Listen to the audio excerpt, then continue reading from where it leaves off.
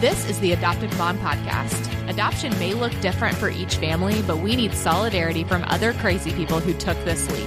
And that is what we do here. We encourage, we build up, we share the wins and losses. We lean on each other, and we get through this together. Thanks for joining us. Hey guys, welcome to the Adoptive Mom Podcast. This is Season 2, Episode 9, and it's with Sarah Jacob.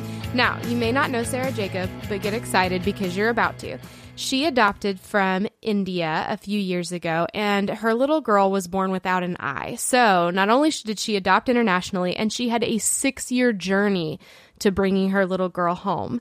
But then as soon as she got home, they had a crazy journey to go through in getting their daughter a prosthetic eye and dealing with other health issues that she had, in addition to caring for their son who has type 1 diabetes. So they are just swimming in the special needs, and they have really had to lean into each other and into the Lord just to get through this time. And I loved hearing her story, and I think you're going to as well. So let's get to it. My interview with Sarah Jacob. All right. Hello, everyone, and welcome, Miss Sarah Jacob. How are you doing? I'm great. How are you? I'm good. I'm so excited to be talking to you. Especially, this is another, I feel like this season, I've had so many guests on that I have never met before, and that is so fun for me because I get to hear new stories and get to know people a little bit. So I'm thrilled to be talking to you. Thank you so much for coming on the podcast. Well, it's an honor, and I hope it's valuable and a good experience for everybody. I'm sure it will be. I've heard a little bit of your story from our mutual friend, and it sounds really, I feel like saying cool is a weird word to say because I know it's been a roller coaster for you guys, but maybe interesting is a better word. Yes, interesting is a good word. So yeah, introduce us to your family a little bit. Sure. My name is Sarah Jacob, and I'm married to Steve. We've been married for 19 years this summer, and we have 3 kids. We have a biological son who's 14, a biological son who is 11, and an adopted daughter from India who just turned 5. That is so cool. And what do you guys do? My husband's a structural engineer, and I am a homemaker. I work a little bit outside the home, but not enough that it makes a big difference in our lives. So. Yeah.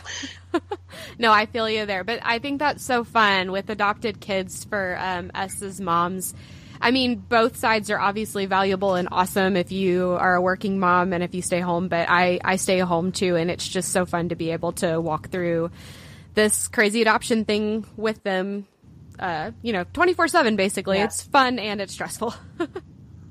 Yeah, and it's a gift, I realize it's a gift, but it's also, I'm a little jealous at times of the mamas who get to go and do other things too, so. Have lunch with adults. Right. Oh gosh. Okay, well, yeah, so tell us about your story, just your adoption story, and, start from the beginning if that started back when you and your husband met or after you got married, when did that conversation start? Sure. Actually, the first conversation about adoption started before we were married. We were just friends at the time. And we were out on a soccer field, just walking and hanging out and in a park area, and saw a little girl who was clearly a different ethnicity. I think she was Asian, from her parents. And the parents were cheering her on in the soccer field. And we both turned to each other kind of separately and started saying, wouldn't that be neat? To adopt. And I was like, oh, okay, so I get to marry this guy, Yeah. It was something that I had already thought about as a teenager, and to hear another guy talk about it, I was like, sweet. And ended up that we did get married, not because of that, but several years later. And the journey to adoption for us was kind of always on our radar, and we hoped to have biological kids, and we did. And after 2, my husband would joke that I'm a terrible pregnant woman. So 2, I was like, sweet, I'm done. I'm out. No more of that. And we just had planned to adopt from then on. And in my head, I always thought it would be 2. But currently we're sitting at 1. So never say never. But so when our youngest son was 2 years old, it was 2008, we started the process with India. And India came about because Steve and I, when we got married, ended up spending about a year in India working with a nonprofit called Engineering Ministries International. And okay. So we lived there for about a year and really fell in love with the people and the culture and just everything about it. And so when it came time for us to adopt, we really had thought for a while that it would be China, just a little girl from China is what I think was in the back of our minds. And then when it was time to actually start, we thought, oh, we have such a great relationship with India just as a people and as a place, and we understand the culture more so than any other country that we've been to, and it just seemed really natural that we go to India for a little girl. Wow. That's really cool. So tell us a little bit more about living in India for a year. Were you already in love with India, or is that really when you fell in love with it? I spent 2 months in India as a college student, and really, to be honest, it was kind of a love-hate relationship. Like, I loved the people. I loved just the color and the passion and I don't know. Indians were just fully in to life, and they are just, I don't know, they're beautiful people, and I really fell in love with them when I went there for the summer. And then after we had been married about a year, we were looking into different mission opportunities, and EMI had an office in northern India where Steve could do engineering and I could work with the interns, the college students who came in. And so that's what we did for a year, and it was humbling and beautiful and exhausting, and I got sick a lot. It was, it's been 15 years ago, so it's kind of in my past now, but it just got under our skin. We just love India. Yeah, that's so cool. So how long, I guess I'm trying to do the math in my head, but how many years between when you were living there and when you brought your daughter home was it? Okay, so what would that be? We came home back to the U.S. in 2003, and I was 6 months pregnant with our first. And so, found out I was pregnant in India there. And so Mercy is 9 years younger than Andy. So about 10 years, 9.5 years after we lived there. Wow. So, I mean, you held on to that passion and that stuck around even after you were gone. We did. And hanging on kind of seemed to be the theme of our adoption. We started in 2008 and started the home study process and all the paperwork and everything. And every step along the way, we would get stalled. Like, if there was a place where you could get stuck, we got stuck. And it was quite frustrating in every aspect. And so we would make it to a certain point, and then India would, they ended up changing all of their laws and all of their systems with adoption. And so everything stopped for 6 months, and then we'd get a little farther, and then they couldn't get our paperwork uploaded into this new system. And then, just step after step of just stalling and stopping. And, we repeatedly kept going, really, is this what we're supposed to be doing? We thought, we prayed. We thought this was the right thing, and everything kept really going wrong. Our dossier got lost. We did another one. It got lost again. Wow. And, we just hit, over and over and over. And, woo, girl, that sounds like some spiritual warfare. Right. And, all along I'm going, Jesus, I really did think this was you. Like, this is really you, right? And every time we would pray, we really felt like, you're supposed to stick it out, keep going, and, tried to find something to hang on to for hope in that. But it was 5 or 6 years before we really even got things moving. Like, we finally got a referral after, what would that be? 5 years, 5.5 years. Wow. And that was grooving. Yeah. I had friends who had literally 3 kids in the time span that I was waiting, and, just questioning, is this really what we're supposed to be doing? Yeah. Well, and I say that, I say it's spiritual warfare, and I think that But it's so cool how God uses that. You know, when you started that, I'm sure that your mama heart wanted a baby right then, just like everyone else does. But if you had gotten that wish and you had gotten a baby right then, she wouldn't have even been born yet, you know? True. I know. It's crazy to think through all the ifs. And what was wild was, so after, I think it was about 5.5 years, we finally had a referral and we saw her face and we were like, this is our daughter, and got so excited. And then nothing happened for 6 months and nobody did anything with our paperwork. And, you know, all along it was like, well, at least once we get a referral, then ... you know, things will kind of be plugging along and happening. And then it didn't. And we're like, oh my gosh, I don't know if I can do this. And so we had to keep pushing and keep trying and doing other things. And after a year, nothing had been done. And so we prayed again. And as heart-wrenching as it was, the gut feeling that we had after praying was that we were supposed to let go of the referral. We were supposed to be unmatched from this beautiful little face that we've been staring at for a year. And I couldn't even get my brain around it because I thought, oh my gosh, you know, 6 years. I've been 6 years in this process. Yeah. And you're asking us to step away, and it didn't make any sense at all.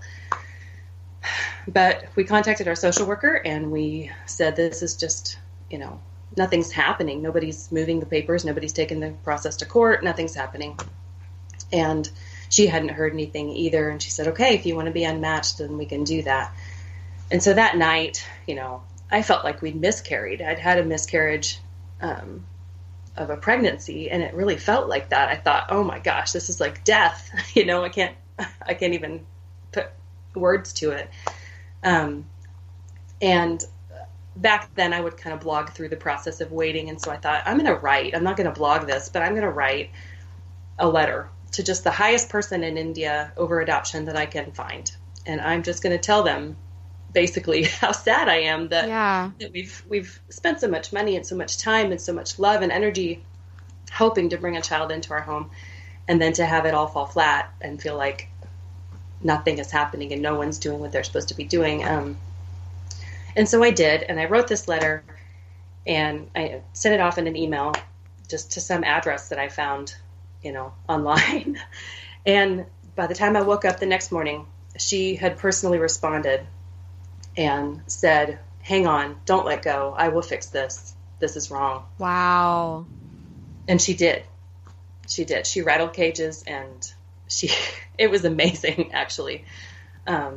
She ended up calling a reporter for a magazine on our behalf and said, you need to talk to this reporter. We got to get this in the papers. And, you know, just all this stuff that I was like, whoa. Wow.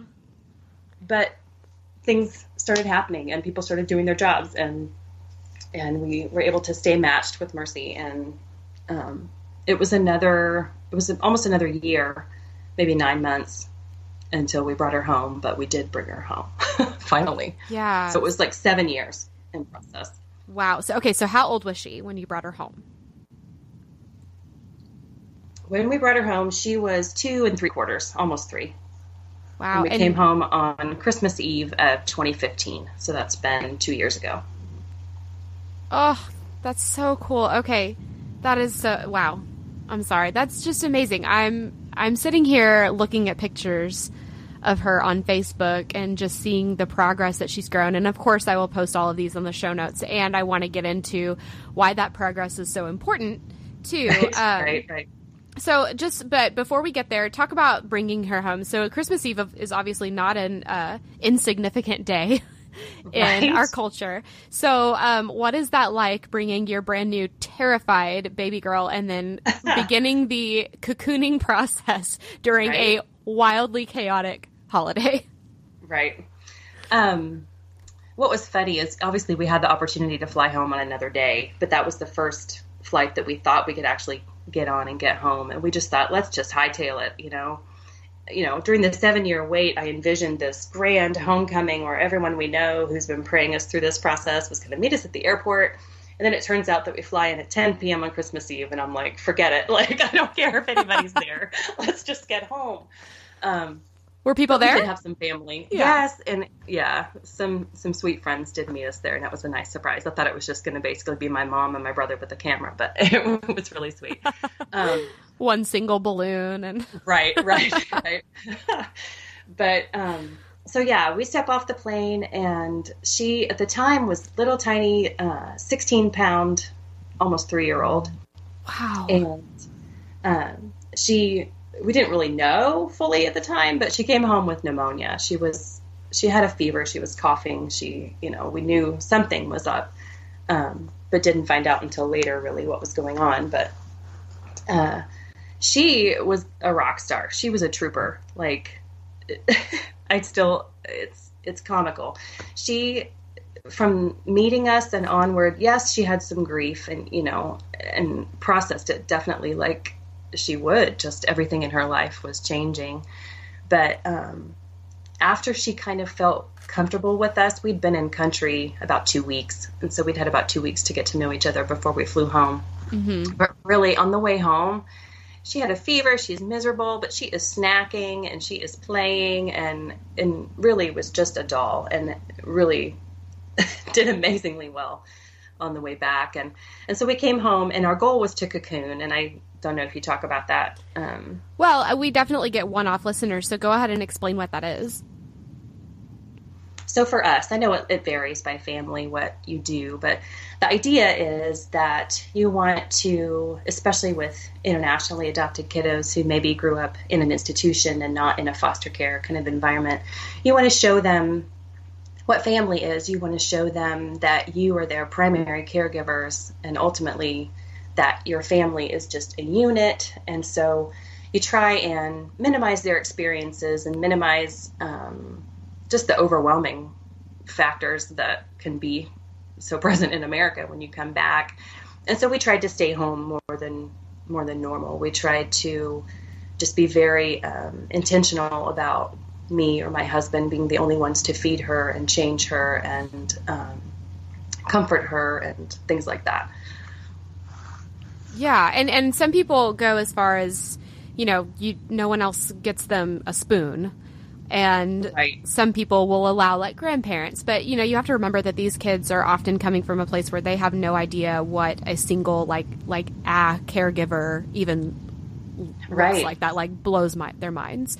So You're having to overcome those stresses and show them, we are the people who take care of your needs. And we definitely talked about mom shopping on the episode, and just how, for people that don't understand, they say sweet little things like, "Oh, I could just take you home with me," and right, it's not a good idea. Right.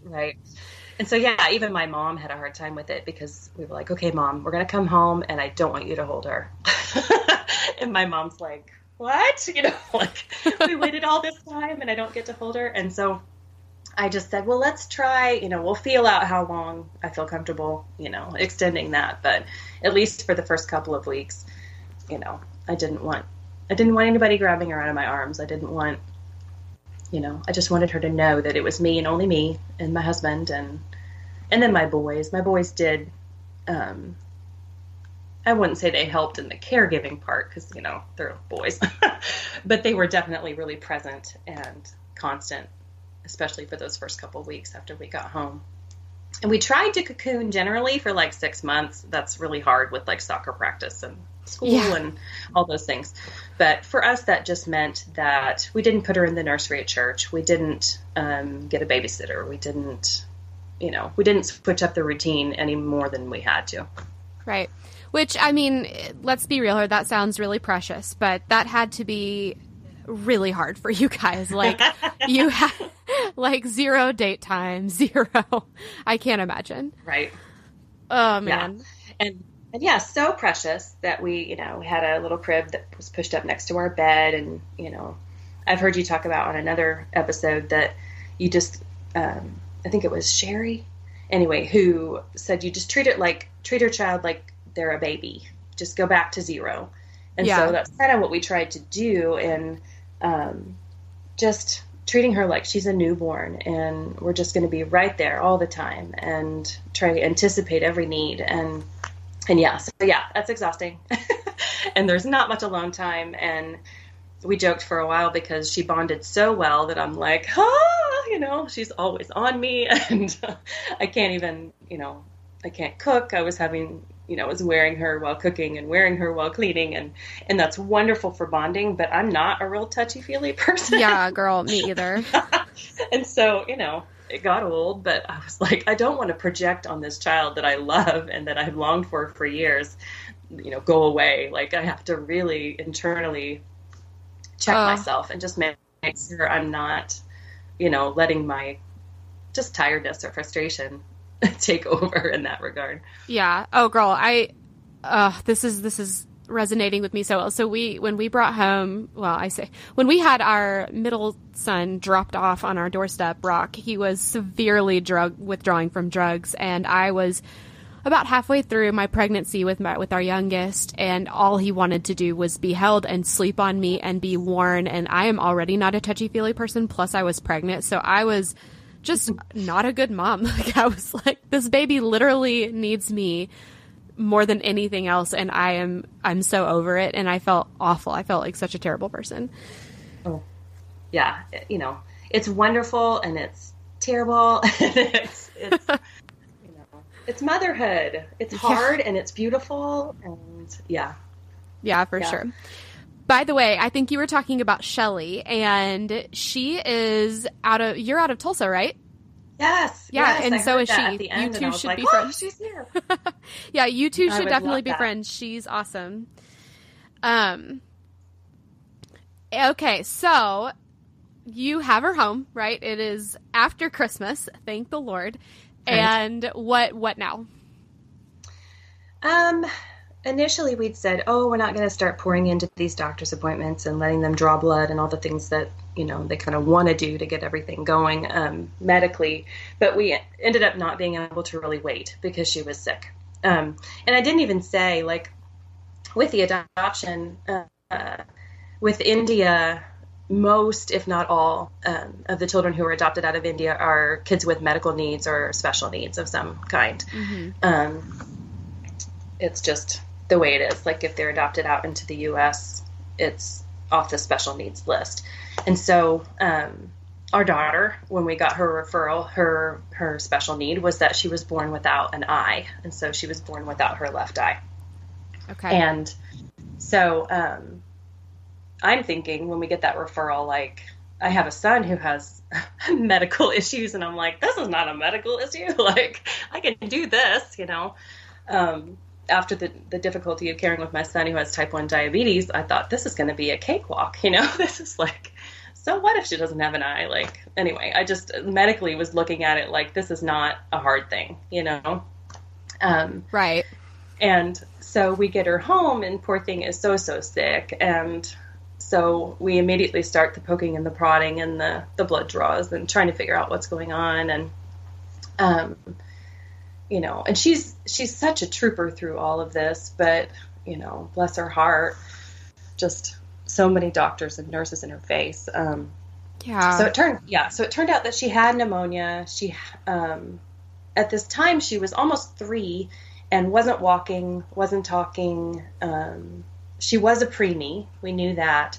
But part of the issue with her health, or at least the unexpected side of it for us, was that our paperwork for her basically gave her birth weight and her the lack of eye, and that she was jaundiced. And that is, I think, 100% of what we knew physically about her before we picked her up. And even trying to get information out of the orphanage was like pulling teeth. We're like, how is she? She is fine. Yeah. Okay, And so, we did get a couple of pictures along the way. And so there was one where she's eating a cracker, and I'm like, well, maybe she has teeth, like, I don't even know. Like, we just didn't know anything. We find the funniest things to latch on to. Right? She can eat crackers. Yeah. So we just celebrate what we can. Yeah, and then you tell all your family, guess what she can do. Right. So, yeah, I felt like the next few months were just a constant stream of, not constant stream of medical appointments, but just lots of trying to figure out what was going on. So we did figure out I'm trying to think what all we found out initially. They said a heart murmur, mild pulmonary stenosis. She had constant bronchial infections, which was what was leading to the pneumonia.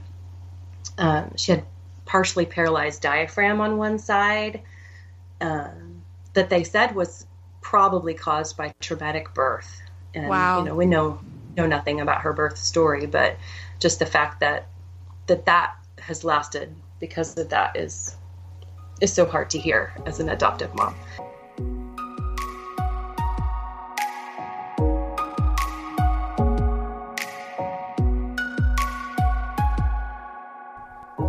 Hey, AMP listeners, we'll get back to my interview with Sarah Jacob in just a minute. But first, I wanted to let you guys in on some stuff coming up. First of all, you should totally check out the show notes for this episode and every episode. They're all at theadoptivemompodcast.com. And for this one specifically, you're going to get to see a video montage of Mercy's first year at home, as well as some other cool resources that Sarah has for you. I also want to remind you to check out my Thursday show. I do this every week, and it's topical. Sometimes it's just answering questions.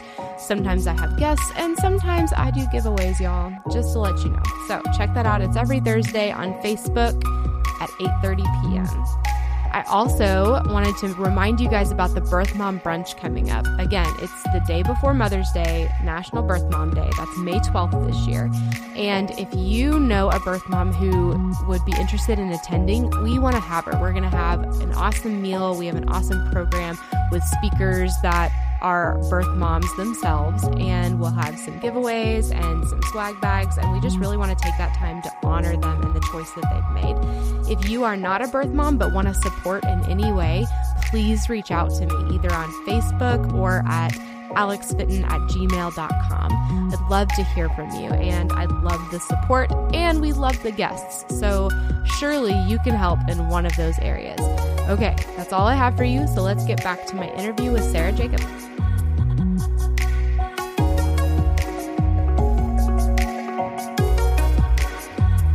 So that's probably the thing you got the most comments on, is the most obvious, issue, and then you're sitting there like, no, but there's all this other stuff that you're not seeing that's causing you all the stress that I imagine that was a little awkward, but also I don't know, what was that like?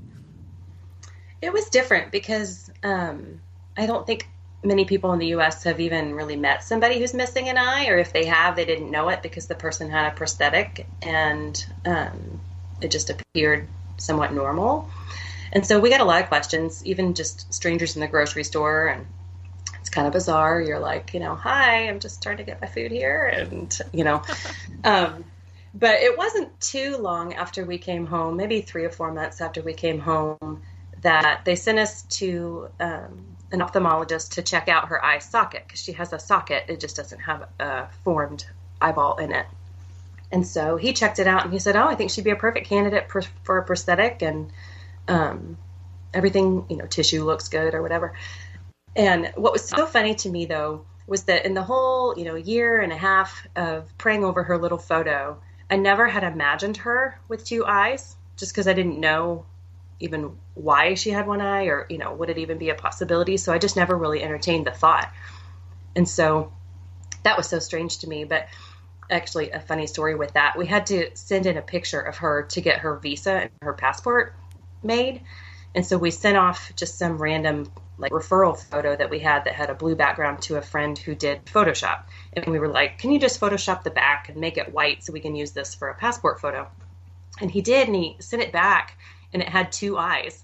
And I'm like, okay, what? And so I checked with him, and he's like, oh, one of them was super blurry, so I just copied one and flipped it over. And I was like, well, now I know what she would look like with 2 eyes. So that was just funny to me that I thought, well, I had never really imagined it, but now I can see it right here because he photoshopped her an eye.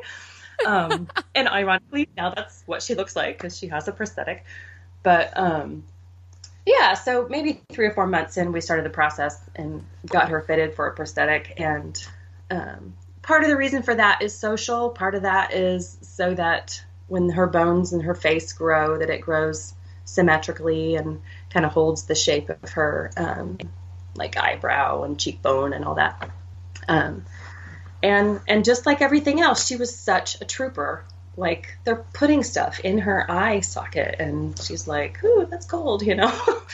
But anyway, so that was the next step of things. We got through the pneumonia and got some things healed, and she was doing better, and she ended up getting a prosthetic eye, and seriously, we get 100% less comments in the grocery store. Like, her preschool teachers didn't even know it wasn't real this year.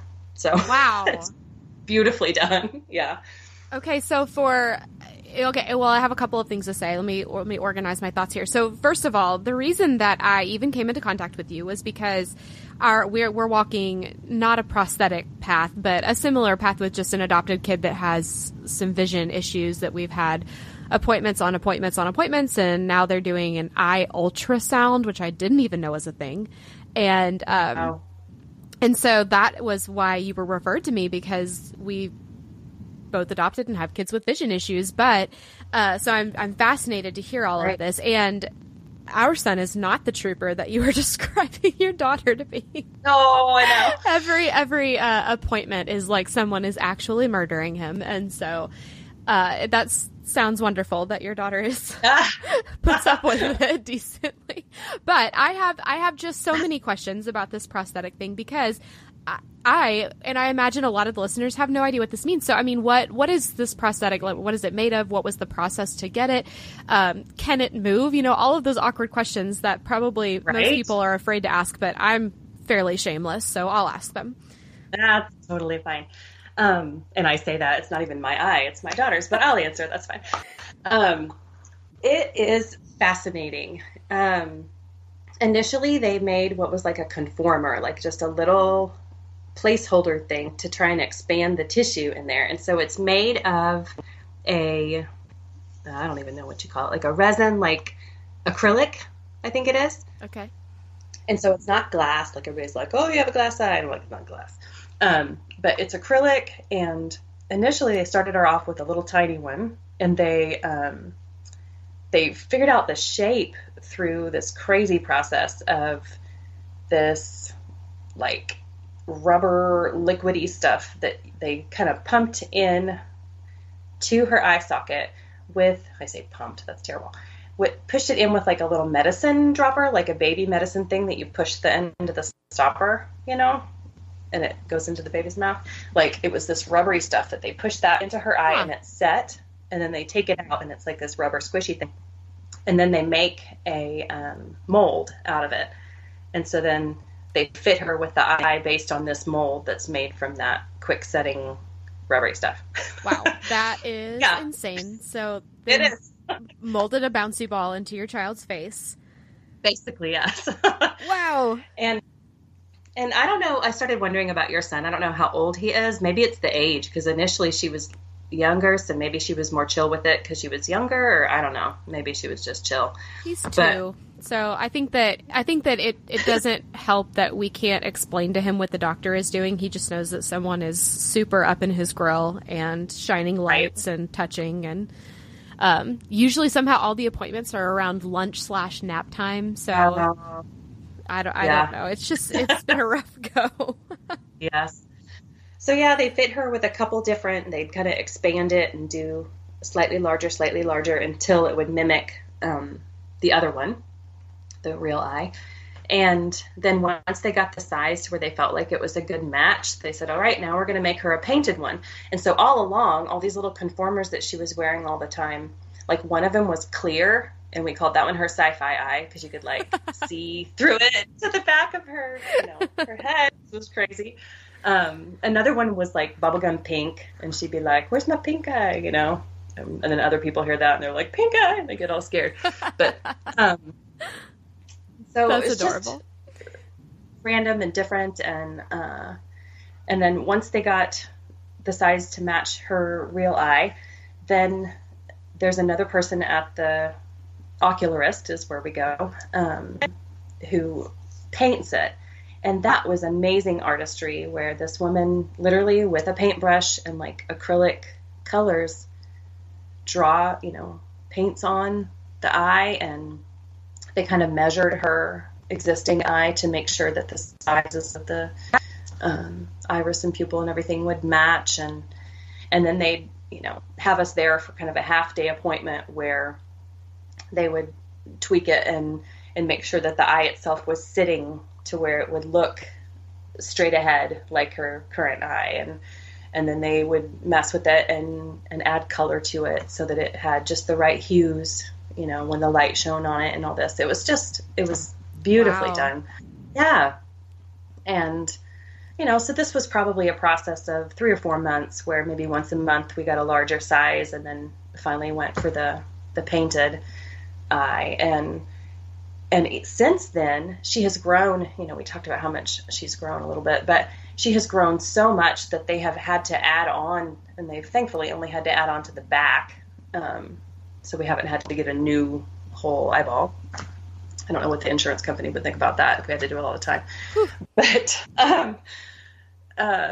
so she's had this eye now for almost 2 years, and we have not lost it, and the dog has not eaten it, and all of the nightmare scenarios that they've warned us about haven't happened. So, knock on wood, we're doing great. So she can take it out then? She can take it out, and so it's just like an acrylic. It's almost like a football shape, okay. And she has what's called microphthalmia, and so when we first heard about we heard the word anophthalmia, which would mean no eye in the socket, but we found out from the ophthalmologist that she actually has a little tiny formation of an eyeball way in the back. It just didn't fully form, and so that would be microphthalmia, like little tiny. And so hers, the little football shape, kind of has a cupped back on it where it sits on her little tiny eye that's way back there. I don't even know if I should call that an eye, but you know what I'm saying. I'm like, it's not really an eye. The eyelet.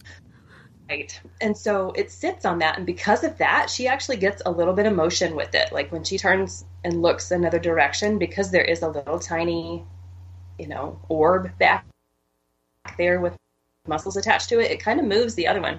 And so it moves a little bit. We use silicone eye drops morning and night to keep it kind of, wet and keep it comfortable from getting itchy or dry or whatever. And yeah, so like when she is tired, like a baby or a kid would be, and rubs her eyes, yes, we occasionally have it come out and she'll hand it to me, or I'll hear it clink in the cup holder of the car seat and, reach back and be like, hey, could you hand me that? That's such a special problem for a mom to have. Right? Yeah, I do have several, a handful of memories of just driving down the highway with an eyeball in my hand. Like, well, I don't want to hand it to her because she'll like play with it or lose it or eat it or I don't know. So I hold over here cracking up at the thought of like, most moms, shudder in terror at like the beginning stages of the vomit sound or, something like that. And yours is the clink of an eyeball. Yes, and it totally has its own distinctive like cooking in the cup holder. And so I know now what to listen for. Oh my gosh, has she reached the age where she messes with people with it? No, but the ocularist was like, you can seriously make some money in elementary school, pay me $0.25 and I'll take my eyeball out or whatever. Oh yeah. So she can be she's hustling. Not there yet. Oh, this is so funny. So that is, like we said, the most present or the most obvious issue that you have. And you guys have some other special needs. You mentioned your son that has type 1 diabetes, and I know that has been a big part of you guys' story just as a family. And what are some of the other things that you guys are currently facing with Mercy? She's doing pretty well now. We just had an appointment yesterday, actually, with her lung doctor, the pulmonologist, and he was really pleased. We're just trying to make sure that apparently it's a concern if you have a paralyzed diaphragm, that the diaphragm on the other side, you would think that it would like overcompensate for not being able to breathe really deeply on one side, but apparently it can undercompensate and match the level of the one that's not working. So they keep us coming to make sure that's not happening. And then the other concern is with the chronic pneumonia that she had, that she doesn't keep getting recurrent pneumonia, that she will get stronger, her lungs will get stronger as she has longer time periods where she's not getting sick. So yeah, for the last 2 years we've been on like bronchitis watch where we're like, no, don't let her get near anybody who's coughing or snotty or anything. So the cocooning in that regard lasted a really long time. Like, we didn't put her in the church nursery or preschool or anything for more than a year because of that susceptibility that she had. But now she's been in preschool since August and has only had a handful of respiratory sicknesses, and she's doing really well. So that's so awesome. So I'm hoping she's on the other side.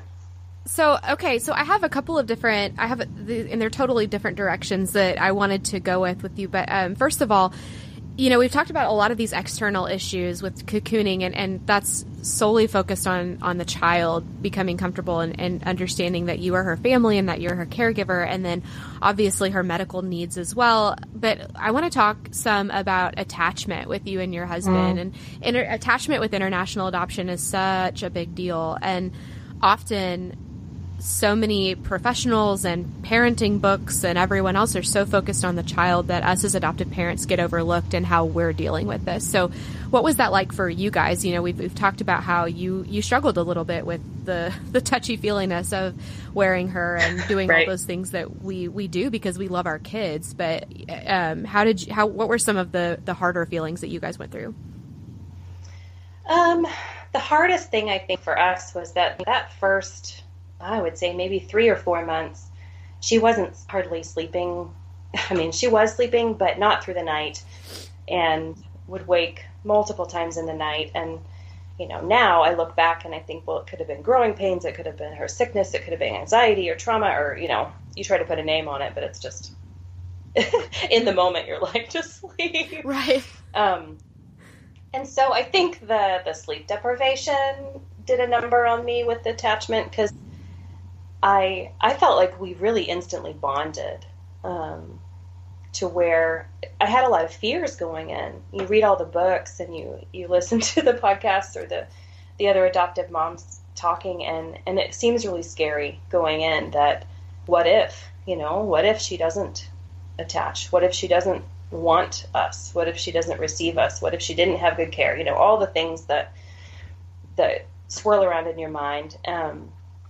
And we don't know a lot about the care that she received, but either by the grace of God or by the care that she did receive, she was willing to receive love, and that made it, I think, that much easier on us to be able to give it, and then at least in some ways feel it reciprocated. I mean, she was a little person, but we didn't experience a lot of rejection from her.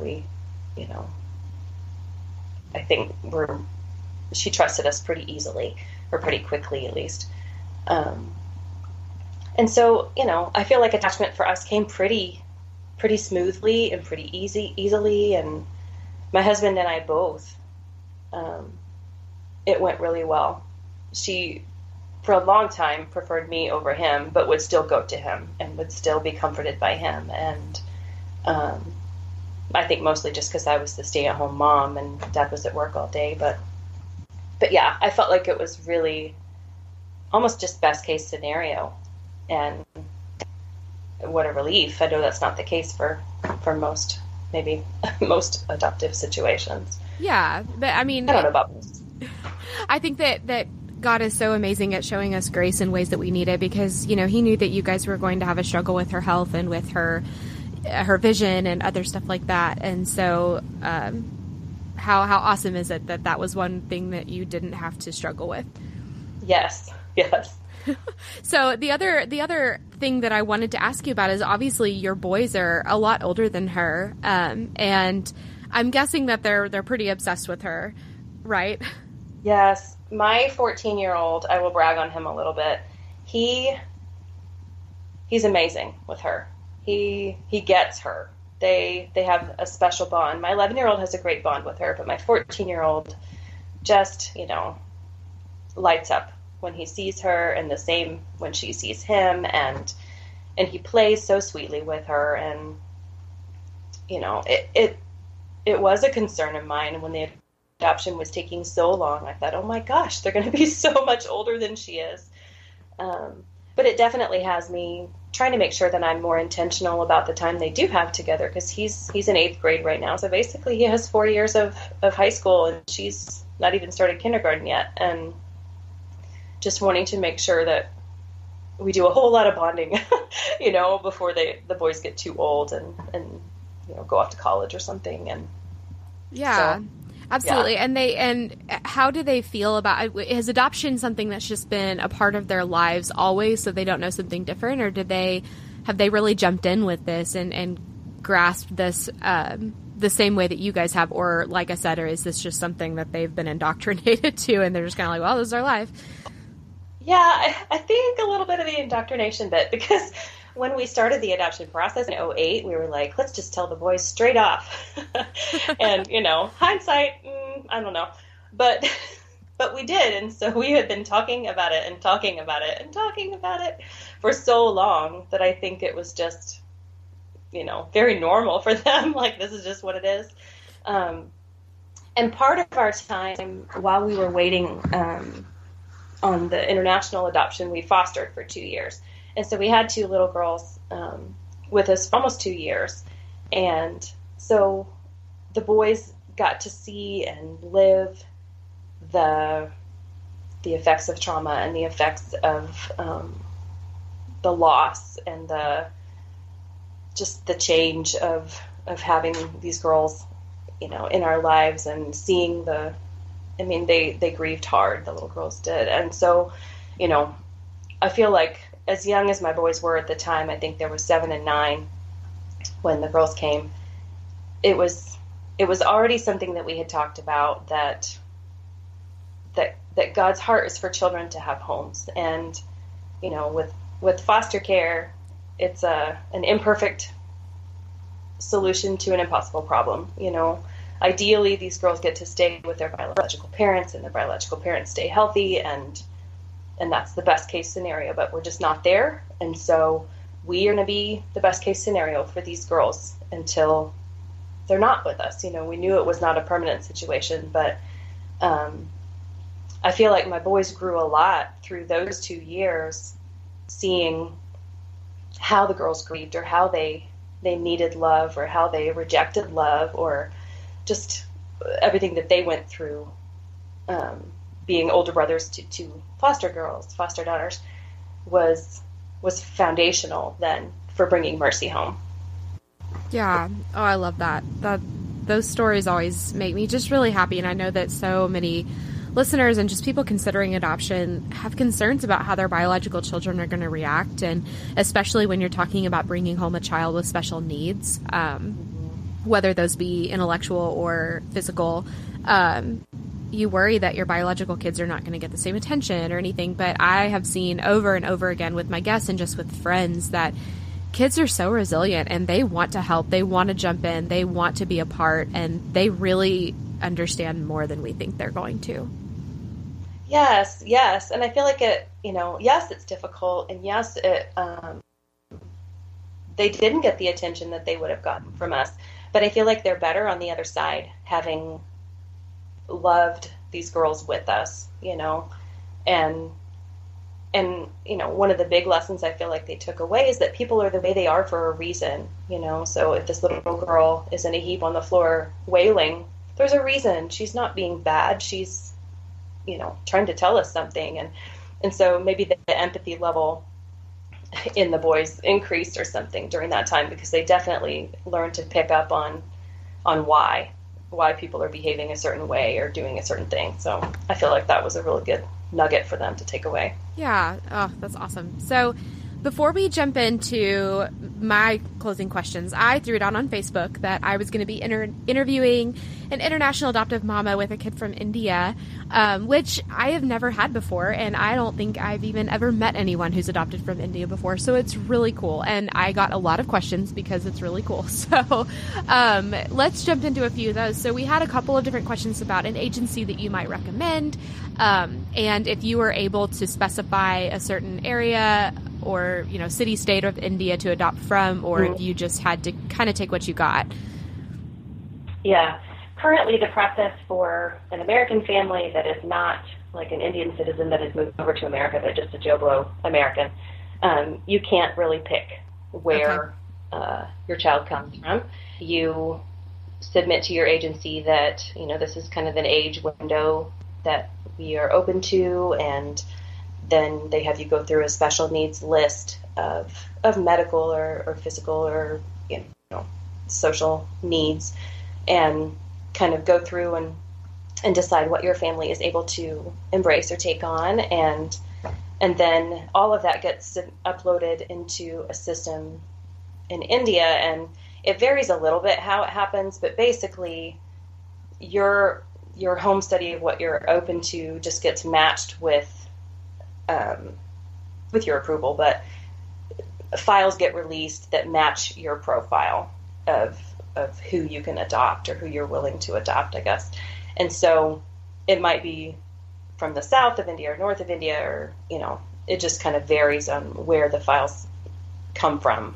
There's no choice really on where the file comes from. Does that make sense? Yeah, absolutely. So, I think that we have a couple of questions on the timeline, which we've already gone over. But what are some of the requirements that India has for adoptive families just across the board before they'll even consider? Sure. Well, I forgot. I should have said after I said that our process took like 7 years. That's not normal. That's not normal. So don't hear my story and think, oh my gosh, run the other way. Currently, families, I would say probably 12 to 18 months is pretty standard. Things have really gotten a lot more streamlined, and people are, doing what they need to do now. Yeah, that sounds better than thank God. Right? Right. And so, like, I was trying to think of the different agencies that I'm in a Facebook group of moms who currently have already adopted from India, and then another group of moms who are in process. And then there's another group of people who are interested. So search out there if you're interested. There's India Interest or India Adoption Interest, I think, on Facebook. But a lot of the agencies that people speak really highly of for India are WACAP, WACAP, and International Adoption Net, and Children of the World. They have great programs, and they have been successfully navigating the steps and the processes. So I think those are good recommendations from friends.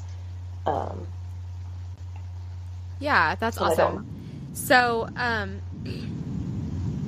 we talked about timeline. I'm sorry, I'm having to, we got a couple of repeat questions, so I'm going through and trying to make sure I'm covering all my bases. We did have a question about cost, and I know that things have changed a little bit since you guys went through it, and if you're comfortable releasing that information just to give people that are interested a guideline, I think that would be some good information to discuss, if you're cool with that. Yeah, sure. It ranges between maybe 30 and 40,000.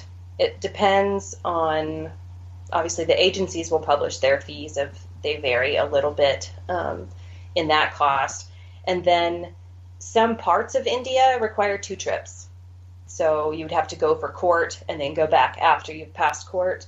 And then other states of India don't require 2 trips. And so that would obviously, change your budget significantly if you're having to go over twice. Absolutely. Did you guys have to go over twice or just once? Just once for us. Okay. Yeah, I was about to say, I didn't think you had said in your story getting to meet her before bringing her home, but so yeah, and that was actually another question, was just how many trips over there did you have to take? Well, and the other thing that I think of when people ask about cost, we experienced, I don't know if it's just the grace of God. Our process took forever, so that helped to be able to save some money. But we applied for a handful of grants, and we did garage sales, and we did just various fundraisers that brought in almost all of the money for the adoption. The travel, I think, was about the only part of it that we really ended up personally paying for. So that was huge, just huge, that we did get grants, like 3 or 4 different grants. And people donated, furniture and stuff for garage sales. So we'd have like a $3,000 garage sale, a $4,000 garage sale. That's amazing. So there's hope out there if you're overwhelmed with the price. Yeah, that's amazing. And I know that for a lot of international adoptive families, fundraising can be a great distraction from how long it takes, right? Right. Just coming up with some creative ways to raise that money. So we had another question, and I think that this could be a really deep question if we wanted it to, but it was a question about just her culture and her ethnicity, and do you guys do anything special or specific to teach her about where she comes from? Mm-hmm. Well, when she first came, she wasn't even really speaking, and so part of our question was, do we try and retain her Hindi and all that? And then that wasn't really an issue. I'm sure receptively she understood Hindi, but she didn't speak it to us, and so we didn't try and fight to retain the language part of it. But we do our best as a family. We try and cook Indian food. I think it's been a perk that we lived there for a while, so we have a little bit of that in the repertoire already. But probably once a week, twice a week, if we can, go out for Indian food, and she still likes it. So we'll call that success, I guess, if that's a measure of anything. And then there's an Indian society in Tulsa of families who've, moved to Tulsa from India, and they do a lot. They have festivals, they have religious ceremonies, and they have parties and dance lessons and all of that. And so we've gotten minimally involved in that. I'd love to get Mercy, now that she's okay to be around people and not getting sick all the time, I'd love to sign her up for the dance classes. I think she would really dig that. She loves to get dressed up in anything Indian, and so every year that we go to the India Fest here in town, I'll go shop through the aisles and get her some clothes. And she really, at this point, loves staying connected to anything culturally Indian. And I was really excited. I found out in the summer last year about a preschool that was composed of a third maybe of them are kids from India whose families have moved here and they're working here. And so I drive, an extra probably 15 minutes on top of what I could drive just to get her to this little school that is sweet and precious and wonderful and has all these little kids that look just like she does. And so, for what I can, I try and keep as much of the culture as I can while still living in, the middle of America. Yeah. I love that. I love that that's such a priority for you guys, and that you've made it a family thing. I saw in your pictures that did you celebrate Holi this year? We did. We, it's a Hindu holiday, and so that's a little tricky with India. Most of the celebrations are going to be religious in nature, and being Christians, we're like, well, we want to have a nod to the culture part of it, but, it's also religious. And so I'm like, well, we're going to mix it together. And so for her birthday this year, we just did normal 5-year-old birthday stuff. But then afterwards we went outside and threw colors. And so I made a whole bunch of essentially holy colors, just like color on colors. And all the kids went out back and threw them. And Holi is essentially the celebration of the beginning of spring. And so we're like, well, we'll do this, but we're not going to bring in the religious components of it. We're just going to bring in the cultural components and celebrate it, and just the fun. I love that. And the pictures were super cool, and she just looked so happy. So that's she really loved fun. I love that. So, okay. So, some of my closing questions we can get into now, if that's cool with you. Sure. Cool. So, my first one is always, what do you wish that someone had told you at the beginning of this journey? Just if you could sum it all into one thing that you wish you had known, or you wish that someone had really made you believe. I think it would be that just to tell me, don't make decisions out of fear. I think through the adoption process, and then even after bringing her home, you can get caught up with, well, we shouldn't switch jobs or move houses because what if that screws up our adoption weight? Or we shouldn't go see another doctor because this doctor has already told us, we don't want to mess up what this doctor's doing. Just not to make decisions out of fear, and to take a deep breath and know that God is sovereign and God is going to help and be over what's going on, and that the things that you do are not going to screw up some scenario that you paint in your head. And so, yeah. That's a good one. I think that that's something great for everyone to remember, but especially as adoptive parents, fear and worry is such a big part of our lives, unfortunately. So thank you for that. Yeah. And what is something that you wish you had done differently?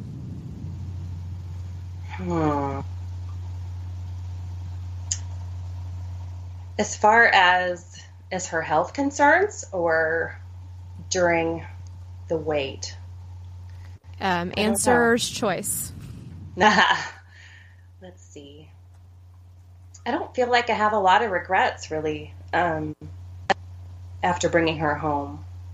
I think it felt like just being in such a sweet spot of she's finally here. And yeah, there was just so much peace there. I don't really have any regrets. What is your favorite way that your tribe supported you guys through this whole thing? Oh my goodness. I would say, at least over the last 2 years, that just our church and friends and everybody understood, initially we were cocooning for bonding's sake, but then later we were kind of cocooning, or, inadvertently cocooning, just germ-wise, to try and keep her healthy. And so just that our friends were really gracious with us, that we said no a lot, or that half the family would come to an event, or every Sunday when we came to church, we were sitting in the lobby with Mercy, but watching the service on the screen and not in the sanctuary and not back in kids. And, we weren't volunteering anymore. So I felt like we were given a lot of grace by our friends and our people, that they understood that we just had to pull back and do it differently, and they let us do that. And did you take that grace really willingly, or was it a struggle for you to overcome, feeling bad, or I don't know, some of those feelings that we as adoptive parents, we feel like we're taking advantage of our people, or like our grace is going to run out someday. And I don't know, did you struggle with that at all? Or were you pretty much like, thanks guys, I'm going to do what we need to do? I think for the most part we were okay. I feel like church-wise, I'm like, we used to volunteer, and they need volunteers, but we can't volunteer. So I feel like I was having a little bit of the guilt of like pulling back and not helping, and not signing up for things, and not being available, but just realizing, it's a season and we'll get through it. Definitely. So what about the opposite? What is a way that you felt misunderstood or hurt by your tribe, but also just by people that knew you and knew your situation, but didn't hold it with the grace that we needed them to, or that you needed them to? I didn't really see it so much after we brought her home, but just during the 7-year process, it was just difficult, because obviously the waiting part was difficult. The knowing, should we change plans? Should we change countries? Should we, just do something different? I feel like people were very well-meaning in their words and in their, I don't know, platitudes, I guess is what comes to mind. Like, I felt like we got a lot of Christianese, oh, God has a plan, and it's going to be okay, and, he's working all things for good. And I'm like, well, you know what? Yes, I know that he is good. I know that he knows what's going on. But it is not, I don't know. I struggled with the fact that God wants her in our family. And so I kept leaning more toward the spiritual warfare part of it, where I'm like, we've seen her picture for a year and a half. So it's really hard for me to hear the platitudes and hear the well-meaning things, when ultimately she needs to be home. She needs to be with us, and we need to fight to get her there. And so I feel like, I don't know, I feel like people were trying to be sweet, but I just kind of wanted them to stop talking. Yeah. Stop theorizing on why this, and, just leave it alone and warfare with us and pray with us, and let's get her home. Yes. Well, and sometimes it's not that they are actually insinuating that we don't know that God is good, but right. Sometimes it feels that way. We're like, right, but it still sucks. Like, that doesn't, right. Yeah, that doesn't make things feel better. But okay, so my last one is in this sounds really broad, but if you could sum it all up into one piece of advice or encouragement that is your go-to for adoptive or foster families. Well, ever since I was a teenager, kind of my life motto has been to do it scared. And so just do it. There's always going to be something that's intimidating you or scaring you, or, a fear or a worry. But just hang on to Jesus and push through and do it. I love that. Do it scared. I just wrote that down in my notes and started a bunch of times. That is such an awesome thing to tell yourself. I love it. That's really cool. So, like I said, all along this thing, I've been looking at pictures of your super cute family, and Mercy is really adorable, you guys. So where can we follow you and follow along with your and her story? Sure. I'm on Instagram at Sarah Loves India, but I'm not on there very much. Mostly at Facebook. So you can find me, Sarah Perkins Jacob, on Facebook. And then I have a blog. Yeah. I have a blog that's unfamiliarpaths.com that I try to update, and it lists out kind of the drama of the story, because I blogged while we waited and I blogged after we brought her home. So I love now that. It's just happy memories and stuff now.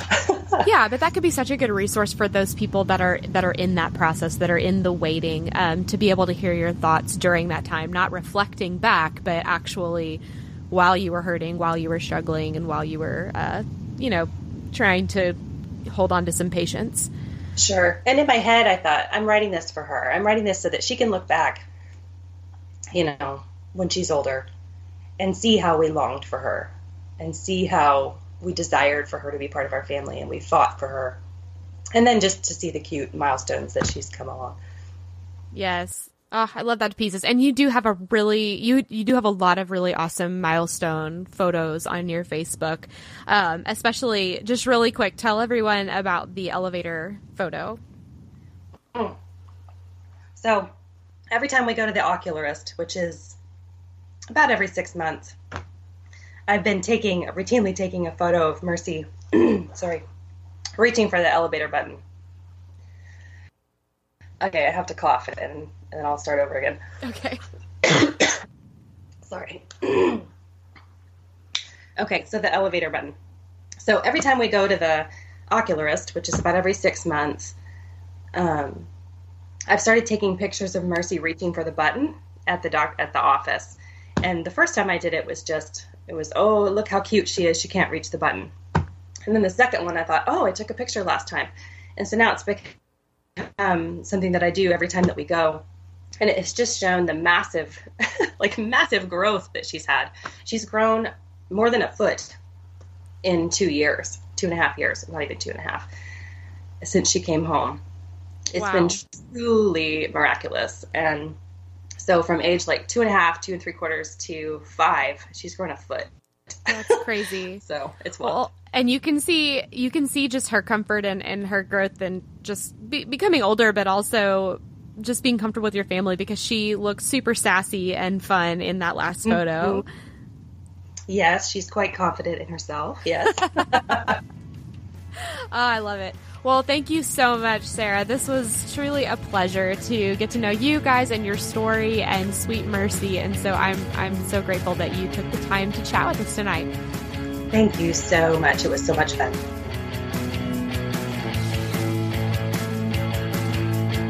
Thank you for listening to the Adoptive Mom Podcast. I know this stuff is hard, and I hope you found encouragement here. Remember, you are enough, and you're doing a great job.